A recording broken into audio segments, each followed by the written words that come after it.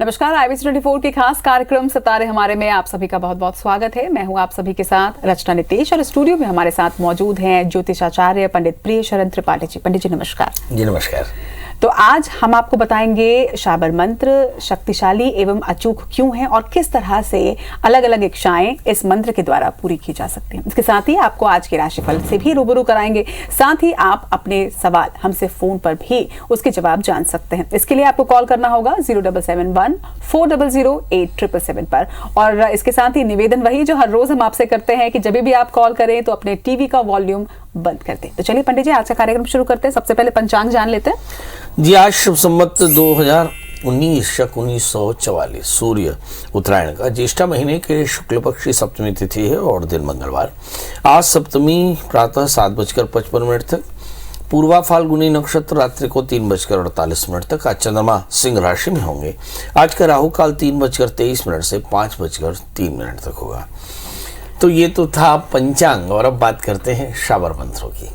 बिल्कुल पंडित जी, कल भी हमने ओम के बारे में बात की थी और आज शाबर मंत्र के बारे में बात करने वाले हैं। क्या होता है शाबर मंत्र और किन्हें इस मंत्र का जाप करना चाहिए? वैसे शाबर शब्द से आप क्या समझती हैं? शाबर माने क्या होगा? चलिए मैं आपको बताता हूँ। तंत्र की सबसे पहले धारणा समझ लीजिए कि मंत्र जब ध्यान धारणा अनुष्ठान जितने भी मंत्र होते हैं वो उनके साथ में हम तंत्र को जो समझते हैं, जिसमें एक मंत्र होता है, मंत्र का जाप होता है, उसमें मंत्र की धारणा होती है और अनुष्ठान होता है। तो मंत्र जब ध्यान धारणा अनुष्ठान, तो मूल मंत्र की का धारणा रखकर ध्यान करते हुए अगर आप मंत्र का जप करेंगे तो ये तंत्र पूरा होगा। अब शाबर तंत्र का अर्थ होता है जिस मंत्र के केंद्र में शिव हो वो शाबर मंत्र कहलाया। तो हमारे यहाँ पे अलग अलग स्कूल ऑफ थॉट है। कुछ लोग शिव के अनुगामी हैं, कुछ लोग काली के अनुगामी हैं। तो ऐसे शिव से शाबर मंत्र बना, काली से काली तंत्र बना। तो अलग अलग इसी तरह से हनुमान से हनुमत तंत्र बना। तो अलग अलग देवताओं के अलग अलग तंत्र हैं, अलग अलग मंत्र हैं। शाबर मंत्र कहते हैं जो आसानी से हिंदी में पढ़े जा सके। ये बड़े आसानी से सभी आम जन की सुविधा के लिए बनाए गए मंत्र हैं। इसे कोई भी पढ़ सकता है और इसकी सिद्धियां भी बड़ी आसानी से हो सकती हैं। जैसे एक छोटा सा मंत्र बताता हूँ। एक मंत्र है ओम नमः वज्र का कोठा जिसमें पिंड हमारा बैठा, ईश्वर की कुंजी ब्रह्मा का ताला, 8 या मेरे हनुमति रखवाला। तो अब हनुमान जी का ये मंत्र है। इस मंत्र का पाठ करने से अधिक से अधिक शक्ति मिलती है। इससे पढ़ाई अच्छी होती है और किसी भी प्रकार की परेशानी से आप बच सकते हैं। एक मंत्र है जिसको हम पढ़ते हैं, काली का मंत्र है। ओम नमः काली कंकाली महाकाली मुख मुसुंदर जिये ब्याली, 4 वीर भैरव 84 बात पूजू मानिए मिठाई, अब बोली काम की दुहाई। ये इस तरह के मंत्र जो होते हैं ये शाबर मंत्र है जिसे कोई भी आसानी से पढ़ सकता है। और इसमें 7 के मल्टीपल में 7, 14, 21, 28, 35, 42, 49 मंत्रों का जप कर सकते हैं। यदि आप कोई नया कारोबार करना चाहते हो, आप देवताओं को प्रसन्न करना चाहते हो, तो शाबर मंत्र बड़े आसान है। अलग अलग प्रयोगों से, अलग अलग धारणाओं से, अलग अलग इच्छाओं से अलग अलग तरह के प्रयोग किए जा सकते हैं। इसमें मुहूर्त का बड़ा विशेष महत्व है। कुछ मंत्र अमावस्या में जपे जाते हैं, कुछ पंचमी में जपे जाते हैं, कुछ पूर्णिमा में जपे जाते हैं। तो इस तरह से हम इन शाबर मंत्रों की सिद्धि कर सकते हैं। जी, तो ये तो बात हुई मंत्र की। और अब पंडित जी, जिस सेगमेंट का इंतजार सभी दर्शकों को होता है, यानी कि आपके सवाल और पंडित जी के जवाब। तो सबसे पहले कॉलर इस वक्त हमारे साथ महाराष्ट्र से जुड़ रही हैं संगीता जी। बहुत बहुत स्वागत है आपका। पहली कॉलर आप हैं, सवाल पूछिएगा आप अपना और इसके साथ साथ अपना जन्म तिथि, समय और वक्त भी बताइएगा। पंडित जी प्रणाम। जी प्रणाम। पंडित जी मेरा लड़का है, उसका नाम है अंकित और उसकी डेट ऑफ बर्थ है 30 अगस्त 94। आराम से जन्म तारीख एक बार फिर से बताएं। 30 अगस्त 94 और जन्म समय सुबह के 6:02। और जन्म स्थान चंद्रपुर महाराष्ट्र। जी बताइए क्या जानना चाहते हैं। इसके लिए लड़की है, वो नाम है पूजा और इसकी डेट ऑफ बर्थ है 21/8/95। 21 अगस्त। हाँ, 21 अगस्त 21/8/95। समय शाम का है 7:05। 4 बजकर कि 7 बजकर? 7। जन्म स्थान? वाशिम, महाराष्ट्र। जी।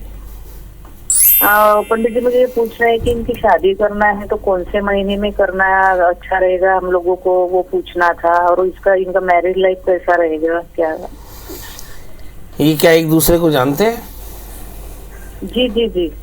चल, कैसा रहेगा? इन दोनों बच्चों का समसप्तक है। इस बच्चे का जन्मलग्न सिंह है और कन्या का जन्मलग्न कुंभ है। ये बहुत शानदार मैच हो सकता है। मैं देखता हूँ कि कुल कितने गुण मिल रहे हैं। इसके गुण भी 23.5 मिल रहे हैं, तो आप बहुत आसानी से इनकी शादी करा सकते हैं। एक परेशानी, लड़की को 8वें स्थान में मंगल है और शादी से पहले इस बच्ची का कुंभ विवाह करा लें तो ये शादी निश्चित तौर पर आप कर सकते हैं। और लड़के का विवाह करा लें, बड़े आसानी से शादी कर सकते हैं। आगे चलकर इनका दाम्पत्य जीवन बहुत बढ़िया रहेगा। याद रखें, लड़की को मंगल है और लड़के को मंगल नहीं है, मगर इसके बाद भी ये शादी आराम से की जा सकती है। जी, चलिए अपने अगले कॉलर की ओर रुख करेंगे। धमतरी से हमारे साथ अंकित जैन जुड़ रहे हैं। अंकित जी, सवाल पूछिएगा अपना पंडित जी से। जी नमस्ते पंडित जी। जी नमस्कार जी, मेरा जन्म पंडित जी 5/11/1988 को सुबह 5:08 पर हुआ है पंडित जी, धमतरी छत्तीसगढ़ में। तारीख एक बार फिर से बताएं। 5/11/1988। और जन्म समय? 5:08 सुबह। अच्छा, बहुत सुंदर। क्या जानना चाहते हैं भैया? पंडित जी, विवाह में बाधा है। दूसरा, मैं स्टार्टअप एक चालू कर रहा हूँ अभी। स्टार्टअप किस चीज का? फल सब्जी और जो घरेलू जो नीड्स होती हैं किराने की, उसका ऑनलाइन स्टार्ट कर रहे हैं? जी, धमतरी से ही स्टार्ट कर रहा हूँ महाराज जी। तो ये फल सब्जी क्या घर डोर टू डोर देंगे? जी, door step delivery. Door step delivery, बहुत सुंदर जी। सबसे बड़ी बात है रचना जी कि आज छत्तीसगढ़ में धमतरी में लोग बच्चे इस तरह से प्रयास कर रहे हैं। बिल्कुल, ये हिंदुस्तान के अच्छी शुरुआत है। जी बताएं। शुभकामनाएं आपको। जी, तो आपका कहना है कि ये स्टार्टअप कैसा रहेगा? चलिए आइए देखते हैं। आपका जन्मलग्न तुला है, राशि आपके सिंह है। एक प्रश्न और है कि शादी नहीं हो रही है, चक्कर क्या है? तो आपका सप्तम शनि 6ठे स्थान यानी शत्रु क्षेत्रीय है। शादी होने में भी परेशानी और शादी के बाद भी परेशानी हो सकती है। वजह से बहुत साफ है, क्योंकि मंगल सप्तमी होकर के 6ठे स्थान यानी शत्रु स्थान में बैठे हैं। इसलिए शादी से पहले एक छोटा सा विवाह करा लें। स्टार्टअप शुरू कर रहे हैं, इसका मतलब है कि 4 कैरेट का पन्ना और 4 कैरेट का ऊपर भी पहन ले, तो इससे आपका करियर काफी अच्छा रहेगा। तो 2 काम, शादी से पहले विवाह कराना और करियर के लिए 4 कैरेट का पन्ना, 4 कैरेट का ऊपर धारण करना। तीसरी बात यह है कि सवाल वक्त कैसा है, क्या वक्त फेवरेबल है? साहब, वक्त बिल्कुल फेवरेबल नहीं है। दिसंबर 2022 से लेकर 2025 तक खासा संघर्ष रहेगा, मगर आप इस काम में बड़े सफल होने वाले। मेरी तरफ से शुभकामनाएं। इस काम को अपनी शिद्दत से करेंगे तो सफलता जरूर मिलेगी। चलिए, शुभकामनाएं आपको। और इसके साथ ही अगले कॉलर की ओर रुख करेंगे। रायपुर से पलक जी हमारे साथ है। पलक जी, सवाल पूछिएगा अपना। हेलो। हाँ पलक जी, डेट ऑफ बर्थ बता दें। प्रणाम पंडित जी। जी एकदम प्रणाम। 2006 13 अप्रैल जी। और मॉर्निंग सुबह 6:30 बजे। 1 मिनट। 6 अप्रैल? 6 अप्रैल नहीं, 13 अप्रैल। 16 अप्रैल? 13 अप्रैल। 13 अप्रैल 2006। 13 या 16? 13। 16। पंडित जी, मुझे अपने 13 पढ़ाई के अप्रैल बारे में पूछना 2006 था। ये उनकी जन्मतिथि है। 13 अप्रैल 2006। हाँ पंडित जी, मुझे अपने पढ़ाई के बारे में पूछना था। और जन्म समय? जन्म 6 या 6:30 बजे पंडित जी। सुबह के? हाँ, सुबह के। कितने बजे? सुबह के 6 से 6:30 के दरमियान। हाँ जी, मुझे अपने पढ़ाई के बारे में पूछना था। और जन्म स्थान? जन्म स्थान रायपुर। हाँ। अभी आप 6 साल की हैं? 2006 पंडित जी, 13 अप्रैल 2006। अभी मैं 15 साल की हूँ। हो सकता है। जी, क्या किस क्लास में हैं अभी आप? अभी मैं 9th में हूँ, तो पढ़ाई के बारे में पूछना था मुझे। आगे मुझे IAS की तैयारी करना है, मतलब और पढ़ना है, तो पंडित जी पढ़ पाऊंगी कि नहीं? IAS क्यों बनना चाहती हैं? सर IAS बनना अच्छा लगता है, मतलब सब बनते हैं, देखते हैं कि हाँ बड़े पोस्ट में है और सब मतलब कि देश का रक्षा करते हैं, इसलिए सर मुझे IAS बनना बहुत पसंद है। अच्छा, देश की रक्षा करते हैं। इस देश में IAS देश की रक्षा करते हैं, देश को बेहतर बनाते हैं, इसलिए आपको IAS बनना है। बहुत बढ़िया भाई, बहुत बढ़िया। IAS बनना चाहिए आपको। एक छोटी सी गुजारिश मैं आपसे करता हूँ, उसको ध्यान रखिएगा कि IAS बनने की इच्छा तो करिएगा, पर जो क्यों बनते हैं और जो एटीट्यूड है उससे बच के रहिएगा, क्योंकि ज़्यादातर बच्चे एटीट्यूड तो सीख लेते हैं, IAS नहीं बन पाते। ये एक परेशानी है, क्योंकि ज़्यादातर बच्चों में मैंने यही देखा कि IAS का फॉर्म भरते हैं और एटीट्यूड पहले ले आते हैं। ऐसे लगता है कि अब कलेक्टर बन ही गए, और फिर पढ़ना लिखना बंद करके सिर्फ एटीट्यूड का मजा लेते हैं। ये चीज़ नहीं होनी चाहिए। आप इस गीता में लिखा है कि कर्मण्येवाधिकारस्ते मा फलेषु कदाचन, कि अगर कहीं कर्म के अलावा कर्म फल पर आपने ध्यान लगाए तो फेल हो जाएंगे। आपका जन्मलग्न मेष है और आपकी जो राशि है वो है कन्या। आपके तीसरे स्थान में मंगल, एनर्जी जबरदस्त है। शुक्र 11वें स्थान में है, महत्वाकांक्षा भी बहुत बढ़िया है। चौथे स्थान में शनि, मुझे ऐसा लगता है कि राज्याधिपति चौथे स्थान में है। ये प्लैनेट बहुत अच्छा नहीं है, ये आपको हमेशा ही डाइवर्ट करेगा, डिस्ट्रैक्शन लाएगा, और इस डिस्ट्रैक्शन के कारण आपको अपने लक्ष्य को प्राप्त करने में काफ़ी तकलीफ हो सकती है। सवाल करना क्या चाहिए? नंबर 1, एकाग्र रहें। नंबर 2, रात्रि जागरण बिल्कुल ना करें। नंबर 3, ध्यान से पढ़ाई करें, 10वीं 12वीं पास करें, ग्रेजुएशन करें, उसके बाद IAS की चिंता करें। और तीसरी बात यह है कि 8 कैरेट का इटालियन मूंगा, 4 कैरेट का पुखराज पहने। चौथी बात यह है कि बड़ों का आशीष लें। 5वीं बात यह है कि स्वभाव में एरोगेंस बिल्कुल ना है। और 6वीं बात यह है कि गुरुवार का व्रत करें। और 7वीं बात यह है कि गुरुओं का सम्मान करें, बृहस्पति। अगले कॉलर की ओर रुख करेंगे। हमारे साथ महासमुंद से नवीन है, उनसे बातचीत करेंगे। नवीन अपना सवाल पूछेगा पंडित जी से। नवीन, क्या सुन पा रहे हैं आप मुझे? जी जी जी सवाल पंडित जी नमस्कार। जी नमस्कार। मेरा सवाल ये है कि मैं नौकरी करना चाहता हूँ और घर वाले बिजनेस की जाने की बोलते हैं, तो कौन सा ठीक रहेगा मेरे लिए, वही पूछना था। जन्म तारीख बताएं। 27/12/1997। 27/12/1997। और समय?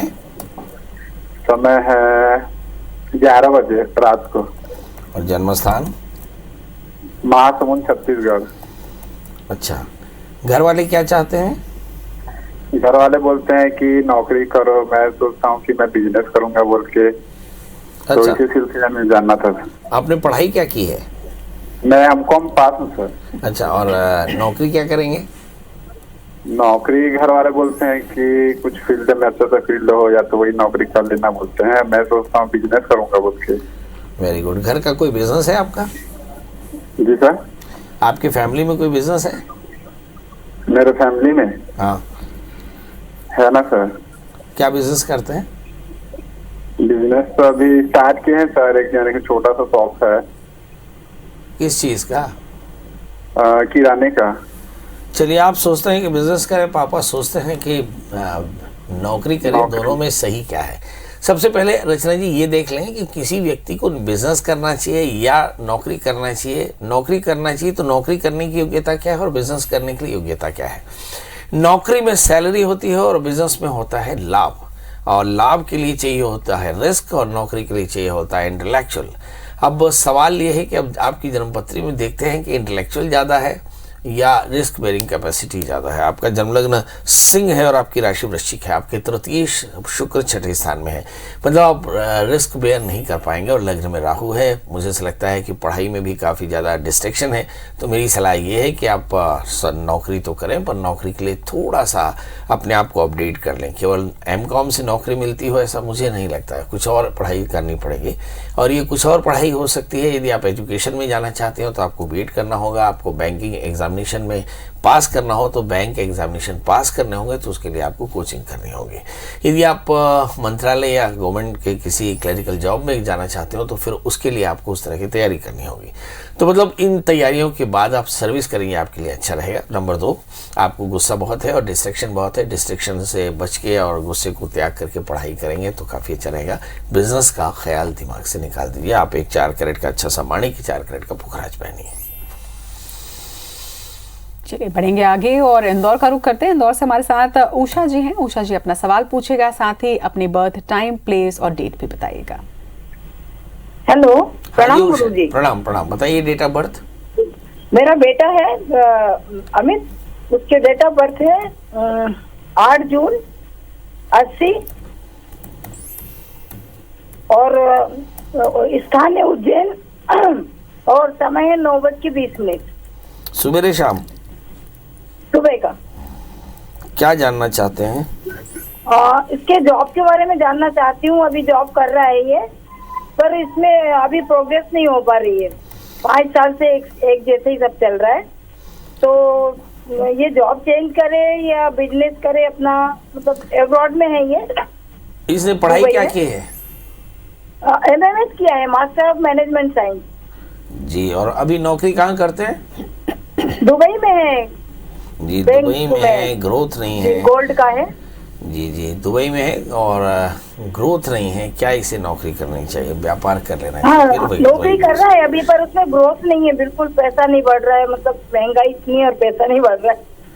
चलिए आइए देखते हैं। आपके बच्चे का जन्म लग्न कर्क है, उसकी राशि मीन है, समय बहुत अनुकूल है, तृतीयेश बुध 12वें स्थान में है, व्यापार के लायक नहीं है, लग्न में राहु, उलझने लगातार हैं और संघर्ष से ये आगे बढ़ रहे हैं। इन्हें 8 कैरेट का इटालियन मूंगा, 4 कैरेट का पुगराज पहने। बच्चे से कहें कि गुरुवार का व्रत करे, गुड़ चने का दान किया करो। इस समय जो दशाएं चल रही हैं, बुध की अंतरदशा चल रही है, 1 साल के भीतर इस बच्चे की नौकरी बहुत बढ़िया सैलरी देने लगेगी। बस इन्हें एक स्विच करना है। स्विच करेंगे तो बहुत अच्छी नौकरी हो जाएगी। और जहाँ तक सवाल जिंदगी में तरक्की का है, तो लग्नस्थ राहु के कारण हर्डल्स हमेशा आते रहेंगे और इन हर्डल्स को दूर करने के लिए भगवान शिव का नित्य पूजन करें। ओम नमः शिवाय इस मंत्र का कम से कम 1 माला जाप करें। 2 मिनट लगता है।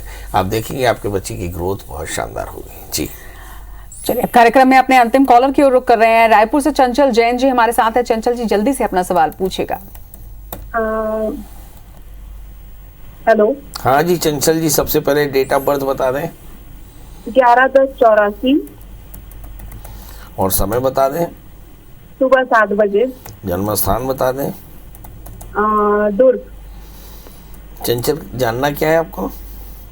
मुझे ना गुस्सा बहुत आता है और लड़ाई बहुत होती है मेरी। अच्छा, आपको गुस्सा बहुत आता है, लड़ाई बहुत होती है, कारण क्या है आइए देखते हैं। आपका जन्म लग्न तुला है और राशि आपकी मेष है। लग्न में शनि है। शनि की पूर्ण दृष्टि 3रे स्थान, 7वें स्थान और 10वें स्थान में होता है। मतलब आमतौर पे आपकी लड़ाइयाँ फैमिली में भी होती है, दोस्तों के साथ भी होती है और फिर इतर लोगों के साथ भी दोस्त जो है मतलब पंगे हो जाते हैं। उसकी वजह आपका अहंकार है। आपके लग्न में शनि होने के कारण ईगो बहुत ज़्यादा है और शायद इसी के कारण परेशानी। अब सवाल है कि ईगो को कंट्रोल कैसे करना है। ईगो को कंट्रोल करने के लिए आपको ओम नमः शिवाय इस मंत्र का रोज 1 माला जप करना चाहिए और साथ में एक 4 कैरेट का पन्ना और 4 कैरेट का उपल धारण करना चाहिए। केले के वृक्ष की सेवा करनी चाहिए तो फायदा होगा। चलिए पंडित जी, ये तो बात हुई कॉलर्स की। अब जल्दी से हम उस सवाल का जवाब दे देते हैं जिसके साथ हम कल छोड़े गए थे अपने दर्शकों को, कि क्या केले का पौधा घर पे लगाना चाहिए या फिर नहीं। मेरा ख्याल मेरे अंतिम जवाब में भी यही था कि केले के वृक्ष की सेवा करें। और सवाल ये है कि क्या आपको अपने घर में केले का वृक्ष लगाना चाहिए। जवाब आपको मिल गया कि केले का वृक्ष लगाना चाहिए, मगर केले का वृक्ष तुलसी वृक्ष की तरह पवित्र है और इसमें भगवान विष्णु का वास होता है। इसलिए इस वृक्ष को आसपास साफ रखें, पवित्र रखें। ज़्यादातर लोग अपने घर का कचरा जो है उसका पानी वृक्षों में डाल देते हैं। ये बिल्कुल भी ना करें, क्योंकि पवित्र पेड़ है और इस पेड़ की चूंकि पूजा होती है, इसलिए आप इसकी पवित्रता का ध्यान रखें और इस पेड़ को नॉर्थ ईस्ट में प्लेस करें। आपके लिए केले का वृक्ष बहुत अच्छा रहेगा। अब चलते चलते एक प्रश्न हम आपके लिए भी छोड़े जाते हैं कि हम कल जानेंगे आपसे कि हमारी पूजा में बांस की काढ़ी यानी अगरबत्ती जलाना चाहिए या नहीं,